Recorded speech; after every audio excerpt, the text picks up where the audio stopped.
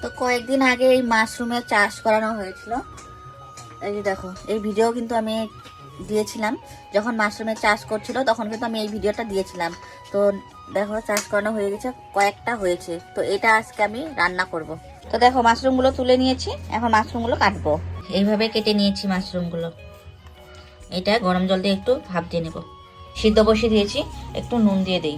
সিদ্ধ হয়ে গেছে, এই শাকের মধ্যে নামিয়ে নিয়েছি। কড়াই গরম হয়ে গেছে, কড়াইয়ের মধ্যে তেল দিয়ে দিয়েছি আমি, সরষের তেল। দিয়ে দেবো গোটা জিরে, দিয়ে দেবো তেজপাতা। আমি একটা আলু কুচি কুচি করে কেটে নিয়েছি এইভাবে, এটা দিয়ে দেবো। পরিমাণ মতো নুন দিয়ে দেবো, হলুদ গুঁড়ো দিয়ে দেবো। এখানে আমি একটা টমেটো কুচি করে কেটে নিয়েছি, এটা আমি দিয়ে দেবো। ভাজা হয়ে গিয়েছে, এখানে আমি মশলা দেবো। এটা কিন্তু আমি একদম ভেজ বানাচ্ছি, একদম নিরামিষ। তো এখানে আদা, জিরা, লঙ্কার গুঁড়ো, কাঁচা লঙ্কা একসাথে বেটে রাখানো হয়েছে, তো সেটা আমি এর মধ্যে দিয়ে দেবো। এখানে কিন্তু আমি পেঁয়াজ রসুন একদমই ইউজ করিনি, একদমই নিরামিষ করছি। এটা ভালো মতন ভাজা হয়ে গেছে, এর মধ্যে আমি জল দিয়ে দেবো। জল দিয়ে দিয়েছি, এটা আমি ঢাকনা দিয়ে দেবো। তো ঢাকনাটা খুলে নিলাম আমি, এটা হয়ে গিয়েছে। এখন আমি এর মধ্যে দিয়ে দেবো এই মাশরুম, যে সিদ্ধ করে রেখে দিয়েছিলাম আমি মাশরুমটা।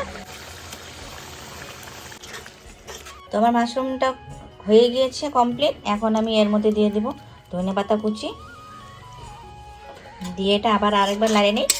জানি না, আমিও ফার্স্ট টাইম এই মাশরুমটা রান্না করেছি, আর ফার্স্ট টাইমে খাবো, জানি না খেতে কেমন হবে, খেয়ে তারপর বলছি। তো এই যে খেয়ে দেখাবো এখন, রান্না কমপ্লিট।